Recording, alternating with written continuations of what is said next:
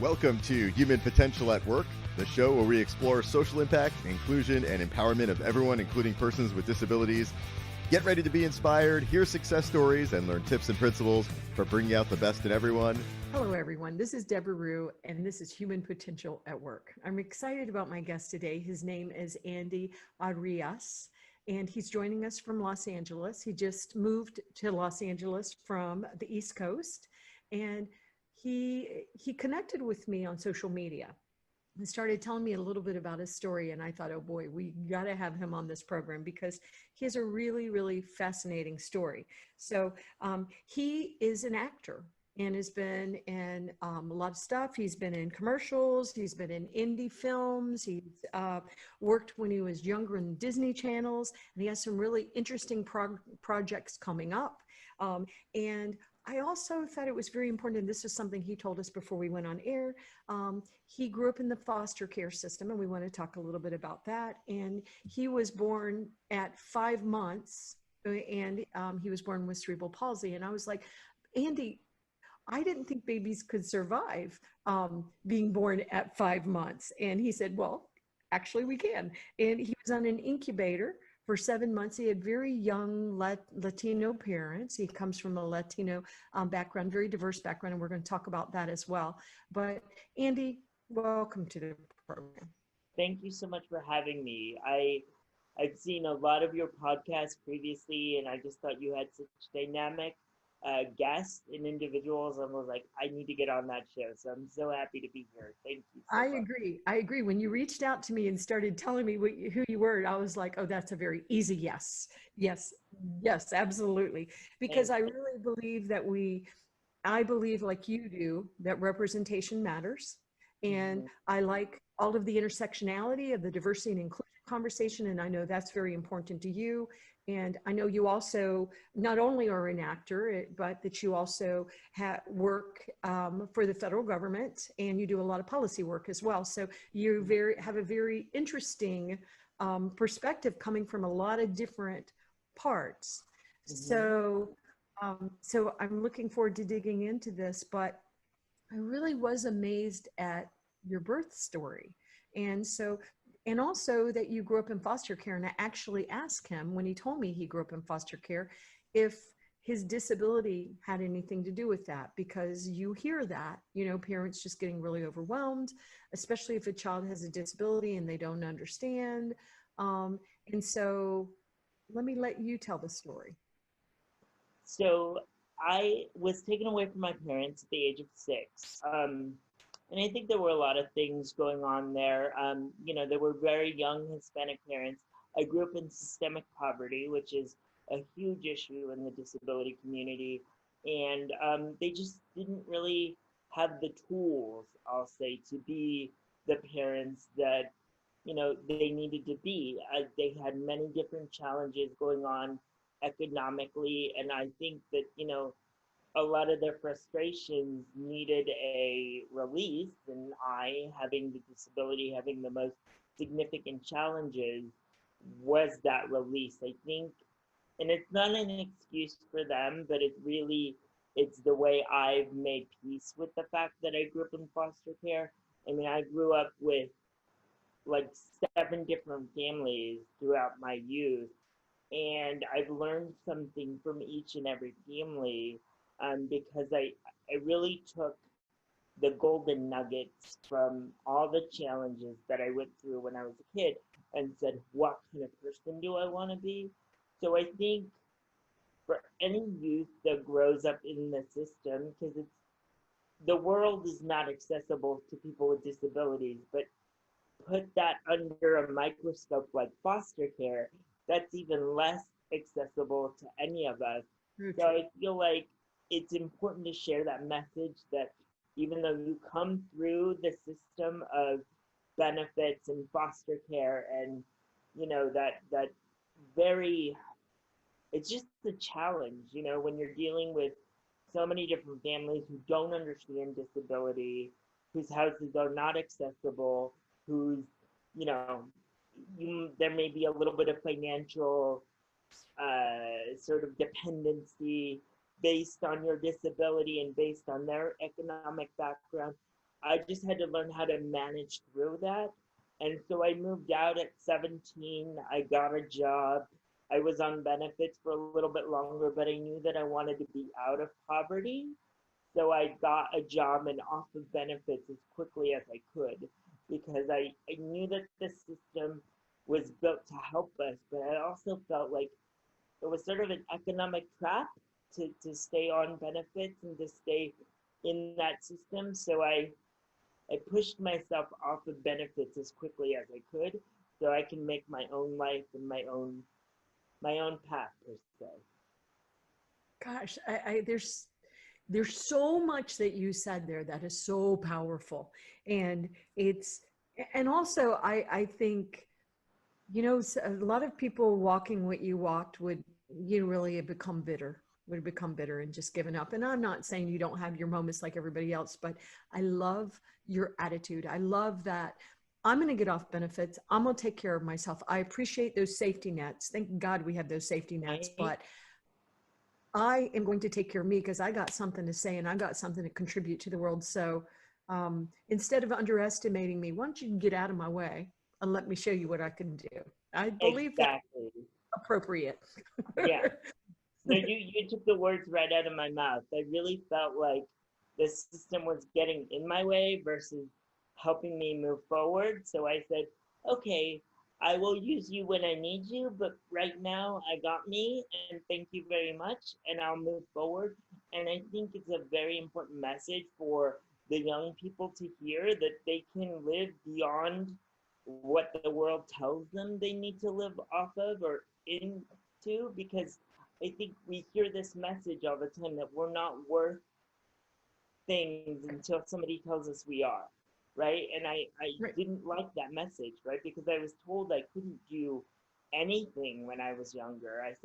They said, you're not going to have a job, you're not going to drive, you're not going to go to college, and then being an actor, get real, right? And I was like, well, Come if you tell on. me no, I'm going to do it. So go ahead and tell me Right. no, please, because that's going to be my motivation. I'm sort of like that too. It's a very stubborn part of my personality. As soon as somebody tells me I can't do it, oh really? Oh well, we'll see. And I applied that certainly to my daughter's life with Down syndrome, where I kept the experts kept underestimating what she could do, and she's Mhm. a firecracker. She's an amazing woman, and she's constantly teaching me. But I just love your spirit and attitude. Andy, are you in touch with your birth parents?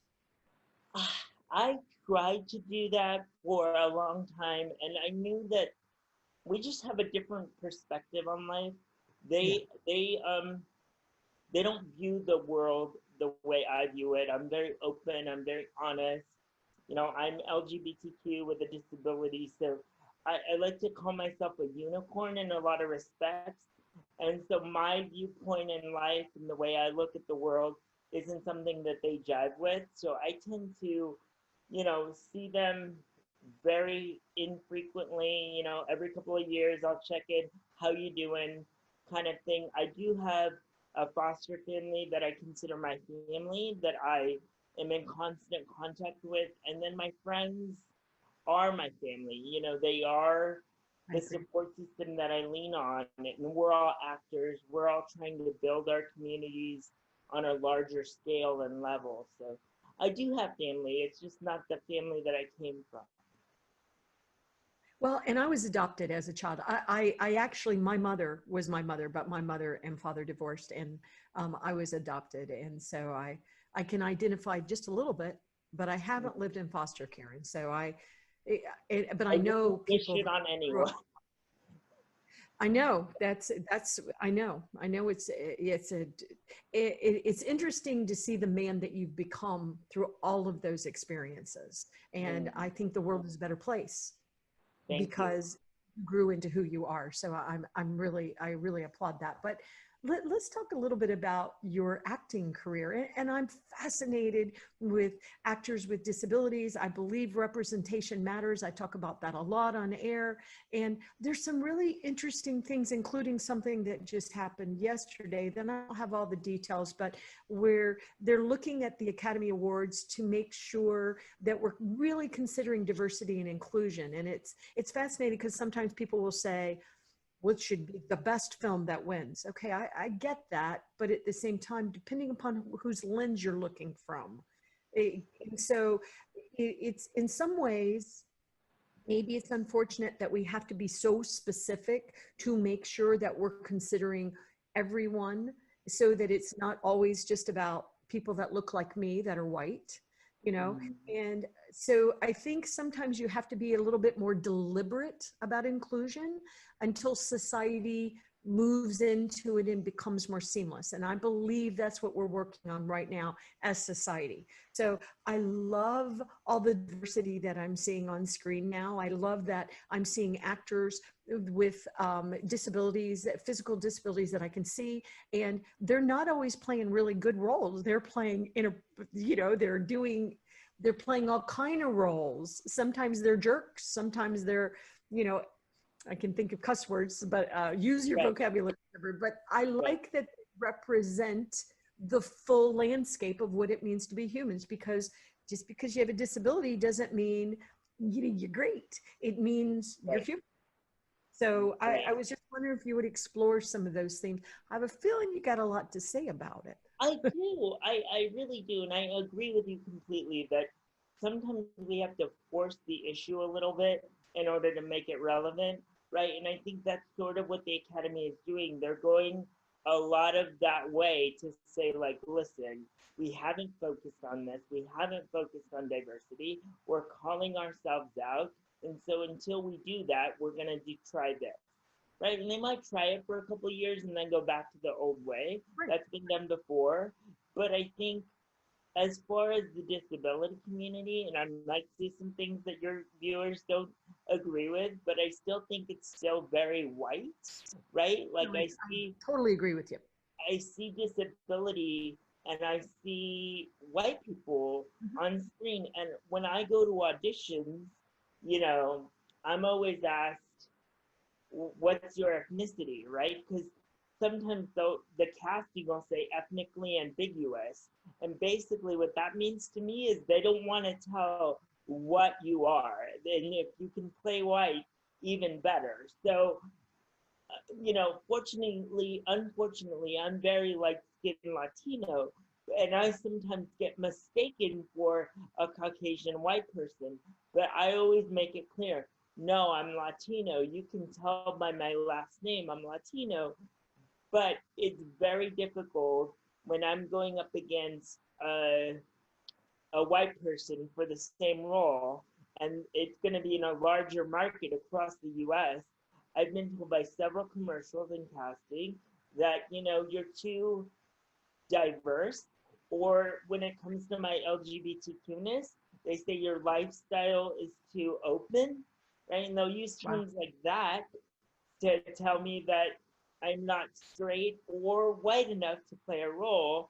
But I've been fortunate enough to get those minor opportunities to do commercials and do certain acting that have brought me joy. And now I'm actually in producing mode. So I'm producing a lot of my own content because a lot of my friends and I say that if we don't see ourselves portrayed on TV, then we need to create those opportunities for ourselves. So I agree. Go ahead.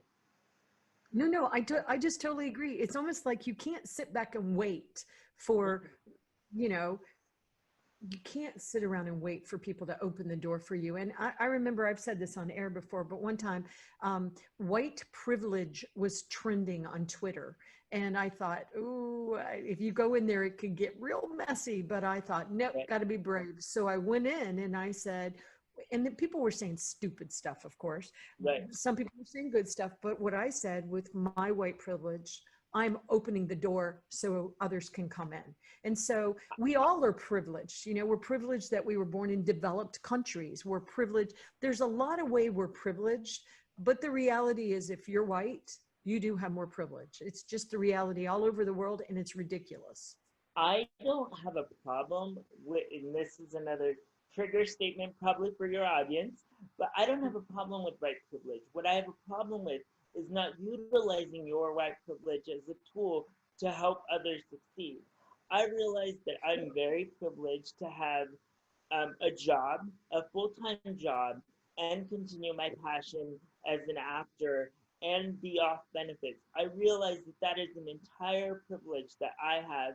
And yeah, I grew up on Social Security and Medicaid and all those benefits, but I'm privileged now to be from this perspective. And I always say that even though I came from that, I'm not from that now. So I want to raise those voices from those people to share their experience, not just my experience, right? Because everything that I do, acting, career-wise, is for others. It might be for myself in the moment, but it's really for the next generation of my peers in the Latin and the LGBTQ and disability community. And so I'm going to a few comments. I don't think I think the work you're doing is not just for the generations coming behind you. I think it's actually for all of the generations, because there are a lot of people that have been dismissed and they never saw people that looked like them. And so I would just say, I believe that everybody's going to benefit. I would also say to you that my audience is pretty progressive. And I think that's one reason why they follow this show. And so I don't think anything you're saying is going to scare my audience, because my audience is very innovative. They're very creative, and they believe the world works better when we're all included. And so I really know that this audience cares about these topics and likes that we explore this in more diverse ways as well. So I just wanted to say that to you. I think you would be quite pleased at who the audience is, because these are the people that are going to change the world. We are changing the world, all of us together. So, which is really cool. But so you also have been involved in comedy. You know, I was just wondering, because that's a whole different skill. Oh yeah, I love being on stage. I actually have an Instagram live show. I'll do a little plug. I'm starting it tomorrow night, every other Friday. I'm doing an 8 o'clock show on Instagram Live for 15 minutes, and it's horribly inappropriate. It's not PC, but it's the way that I own my power back, right? Like if I talk about disability, sex, and all those things that people with disabilities in the world don't seem to be able to talk about freely. That's my comedy show, and I'm very free about what I speak about. I have a little disclaimer for all my, very conservative friends that if you're too PC, please do not watch this, because you will be offended. And that's my job as a comedian, is to offend and to bring joy and laughter. And I think right now in pandemic, world, we need to laugh, and we need to, there's serious things, there's serious moments, but there's also time for brevity and joy and laughter. And that's what I hope that my shows bring. I've performed all over Los Angeles, all over California, some on the East Coast, but more in California because it's a much more relaxed environment. And I really enjoy performing because it just brings another side of myself, and people seem to get a lot out of it. They don't see a lot of, they see some disabled comedians, but they don't see a lot of gay disabled comedians. I was going to say, right. The intersectionality, we're seeing it a little bit. Yeah. And we've actually seen it on some shows recently. But that was, and I'm totally blanking on the one show where the guy was, thank you. Yeah. I love it. My friend Randall Connell. Yeah. And he actually texted me, well, we emailed each other before the show came out, and he said, he said, so I'm doing this show. And I said, good for you, right? Because we're all supposed to lift each other up. And my story, all my friends texted me because they knew that's what I was trying to do for like the last 10 years of my career. And I said, you know what? His story is his story. My story is my story. And eventually my story is going to get out there in a different way to a different audience. But we all try to support each other and lift each other up and move each other forward. So I'm very happy for him. And I agree. I yeah, love so I his think work. yeah, You'll have to introduce me to him because I'd love to have him on the show. Yeah, it's the thing that I loved about the show. First of all, if you haven't watched the show, it is so funny. And sometimes some people might get offended, but I just think it's hysterical because often people with disabilities are looked at like they're asexual. I know that my daughter, people were always like assuming that she didn't want to have sex or have a relationship. It's ridiculous. right, She's a human being. And what the heck is right. that about? I, So yeah, I loved it. I loved how he said, instead of admitting he had cerebral palsy, he said he got hit by a car. So then he had to sort of walk that back over a few episodes. And it's really, really, really clever and funny, and the cast around it and yeah. talent. He's a very excellent writer, and I hope to work on a project with him someday because the way he writes is amazing. And I think, he's opening the door for a lot of us in that way Right. where now when I start pitching shows, people aren't looking at me like, what are you talking about? Why have a disabled gay lead in a show? And so I appreciate him so much for that. And it's a lot of my comedy is based on that same level of inappropriateness, where I'm going to talk about sex. I'm going to talk about dating. People are always shocked that I've been in long-term relationships, and people are always like, who would be in a relationship with you? And I'm like, well, not you, right?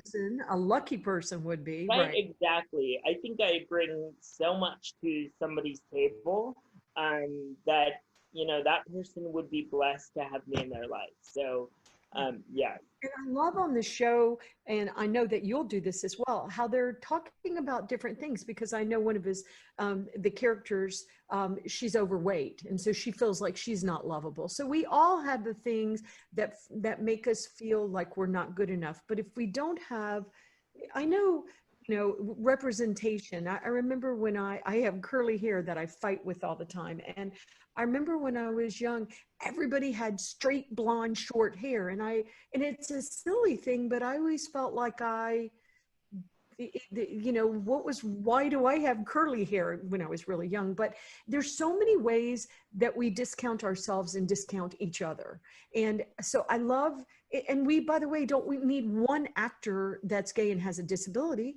There are, there's thousands, millions of people There's that, so many of us. Yeah, yes, I mean, there's so many of us that want those opportunities. Ryan has said this so many times in a lot of the interviews that we've done. He's one person, right? His story is him, and people would never mistake us for the same person because I'm very different. He's very different, and so I think there's in the next decade or so, there's going to be a lot more diversity of characterizations of people with disabilities, of LGBTQ people. And I just did a short film about LGBTQ people and people with disabilities from marginalized communities. It's called The Unicorn Closet, Hidden Voices of the Disability Community. I'll share that link with you guys. And it's actually being re-edited for an online platform. Can't say who yet, but it's gonna have its own life beyond me, which is great. And I'm very excited about it. I wonder, one time I heard Elizabeth Gilbert. I love her work. Love. She wrote Eat, Love, and Pray, and many other books. And I've read all of her books. And she said one time that when you create something, you create a film, you create a podcast, you create a book, you create an ebook, whatever. Once you release it, once it's out there, how people choose to use it, to learn from it, it's really not, doesn't have anything to do with you anymore. And I just thought that was such an important point. So if we do our work with love and we send it out with love and light, people are going to use that data and that information in the way that hopefully helps heal them or support what they're doing. So I just thought that was a really powerful point. It's true. I mean, I've been writing a book about my childhood for several years now. It's a little challenging to write such a real, authentic story with so much pain, but also bringing the joy to it, like I am as a person. So I'm still working on that. But when my book is released, it's no longer about me, right? It's about healing the reader's heart, and really providing a space for them to say, like, I am validated, I'm me, and if he could do it, maybe so can I. So that's the importance of it. And it's amazing how hope can move us forward. I thought about that as I've been building my company over the years. We had to put a lot of our own family money in. Well, my husband inherited some money, and we just put it right into the company, because how else should money be spent? Shouldn't it be spent to make sure that we are paving a path for others to come and have their stories told and experienced? And I talk a lot about how most of the people talking about disability inclusion, and I am one of them, and I applaud every single person that's doing it, because we need everybody. But often I do not see the real intersectionality of, the community on the stages. And so I've been spending a lot of times, people will ask me to speak, and I'll say, but am I really the right person? Are you sure you don't want, like, Lamondre Pugh, who is an African-American, with a disability? Are you sure you don't want him? Are you sure you don't want to listen to Andy? Because I can talk about, LGBT, the intersectionality of it, and disability, but you can talk about it so much more authentically. Now, what I can do is make sure you have a platform. So my audience, there's so many ways that we can help each other, especially right now. And so I think that's what we have to do. We have to say, how do I help you, Andy? And how do you help others? And, how do we all help each other? And I also just want to make one more comment. I don't think it's going to take 10 years. I see it already happening. I see the Hollywood and all of it's not just Hollywood anymore, but I just see, it seems like society's waking up to the need of, and let me just say this to you. Okay, I'm going to ask you a hard question. I think it's a hard question. Go ahead. Okay, so I'm an actor. And being an actor, I like to play different things. So maybe as an actor, if I'm not part of the LGBT community, I want to explore doing that. I'd like to explore being transgender. I'd like to explore being a person with a disability. So, I mean, that's acting. And it goes back to sort of what we said before, what the Academy Awards is doing. Sometimes you have to be more deliberate at first and really make sure the representation matters. But let me give that over to you. I think there's two sides of this. I'm not on the fence. I have a very clear idea of us as LGBTQ and us with a disability and how we're represented. And my issue is this: if casting directors and productions are telling an LGBTQ/disability story, get us in the room, provide us the opportunity to audition and to perform for you. If you do that, I have less of an issue of you casting a non-disabled, non-LGBTQ person. But essentially what happens in a lot of closed door backroom deals is that they'll say, we want to make a film about disability or LGBTQ.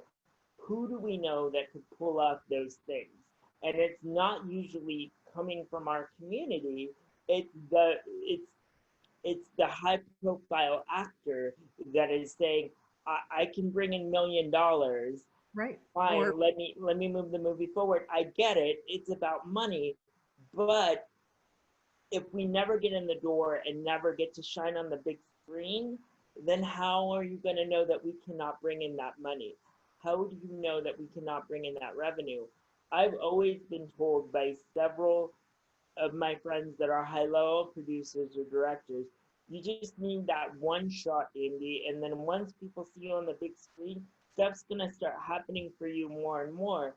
But until you get into that door, you're never going to have that opportunity. So I hope the academy, I hope the industry starts recognizing that, and I hope they let those smaller projects have the light to shine on them a little bit more until they realize that there's an equal place for all of us, right? And then maybe it tapers out a little bit. Maybe they start recognizing the best film overall and giving us a little bit more. But until it's more balanced, right. until it's more equal, I think it does need to More sway a deliberate. little bit. I Yeah. agree. I think we got to be more deliberate right now. It's we keep waiting for things to change naturally, and I like to hope that society wants this to happen, but we got to be more deliberate about it. We got to be, Yeah. and that's why I'm spending a lot of time saying, I get that, I'm a global expert on this, but why don't we hear what Andy has to say about this? And so that's what our entire mission is. That's why we make sure others are heard. That's why we do what we do. That's why we spend the times and efforts that we do.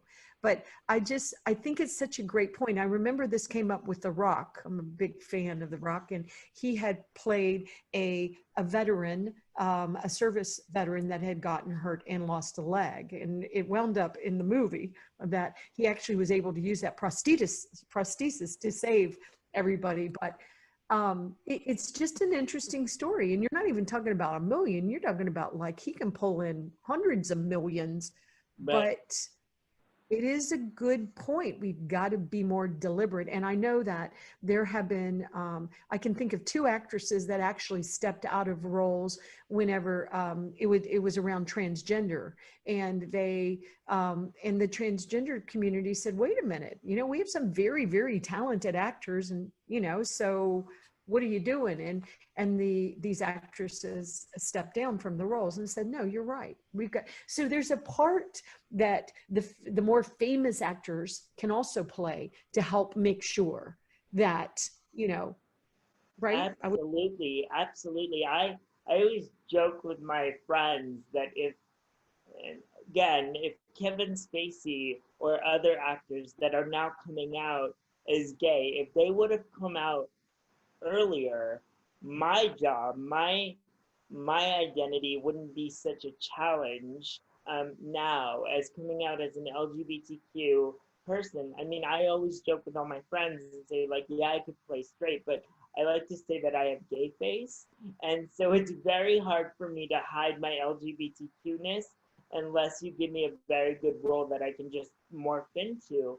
But it would be so much easier if the high profile actors would take that responsibility, because they're the ones that can say no or yes to the roles that are being offered to them and say, no, I have other friends that are transgender or are LGBTQ or disabled that can play those roles. So I think they have a huge responsibility to play in moving the needle for us.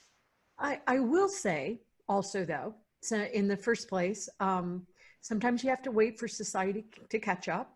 I also think that I'm of the age that I watched what happened to Ellen when she came out. And I watched how she was punished and how even actors around her, Laura Dern, was punished because she was her love interest.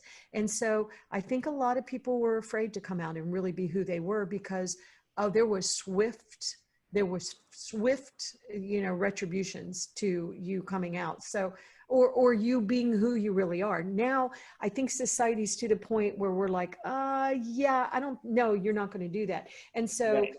I understand maybe it would have been easier, but I think you as a soul born into this world, being happily being disabled and LGBT and Latino, and very proud of who you are. We almost we had to walk these paths. So now there's no reason for people not to come out. People need to come out, own who they are, and they need to, once again, take whatever their privilege is and help others also be successful.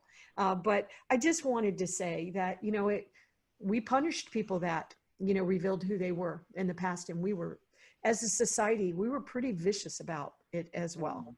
And so I only say that as, I'm hoping, I keep hoping we're evolving. I think we are evolving.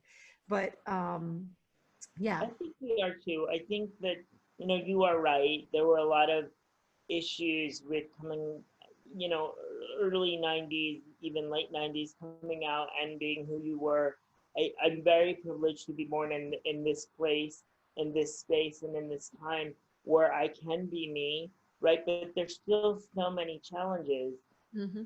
In LGBTQ media, there's only one image of an LGBTQ beauty, right? And so I don't meet those beauty standards in that community yet, right? Wow. So my challenge is to challenge their idea of what beauty is, of what being a man is, what being an individual is.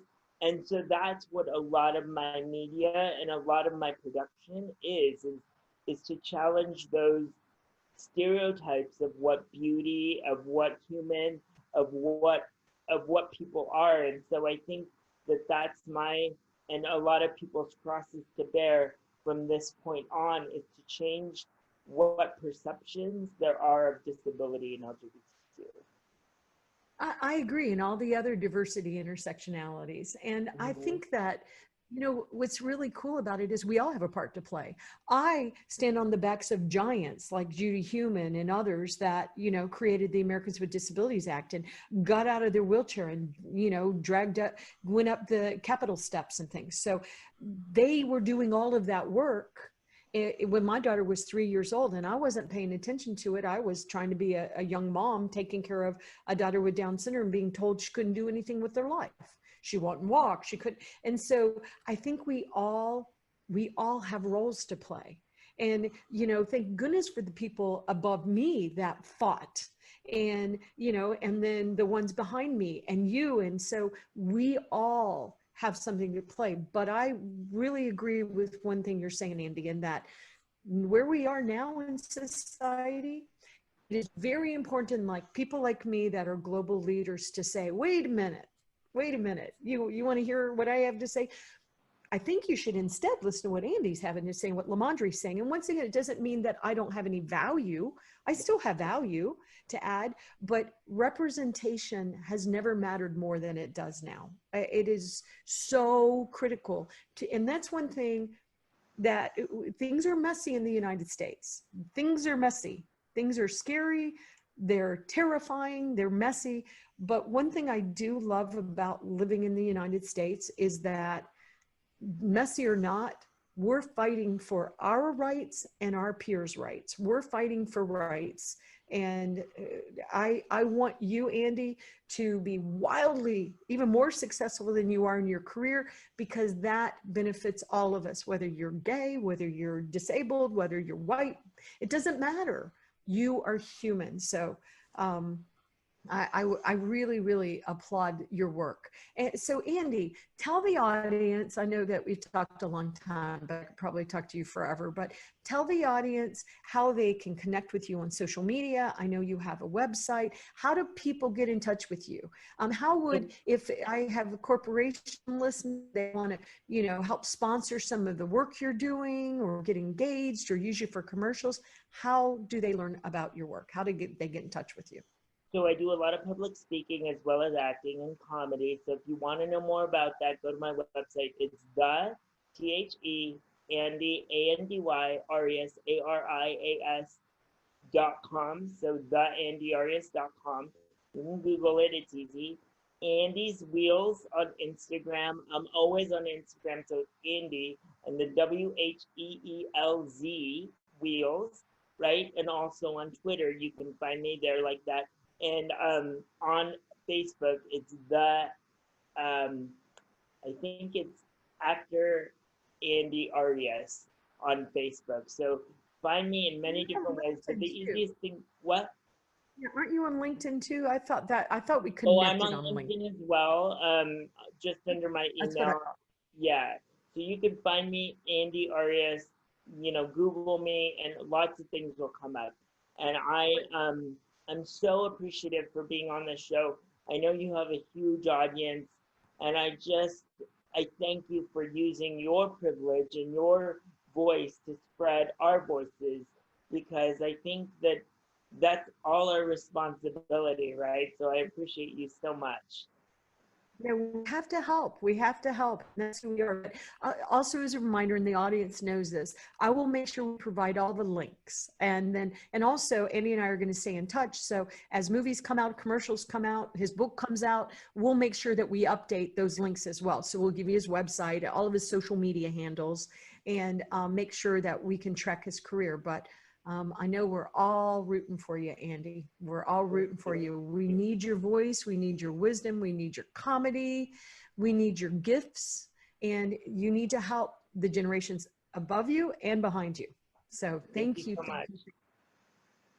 All right, everyone. Well, I will talk to you next time, and can't wait to see Andy on the big screen where he belongs. So, Right, my thank head you, will be Andy. even bigger, but it'll be awesome.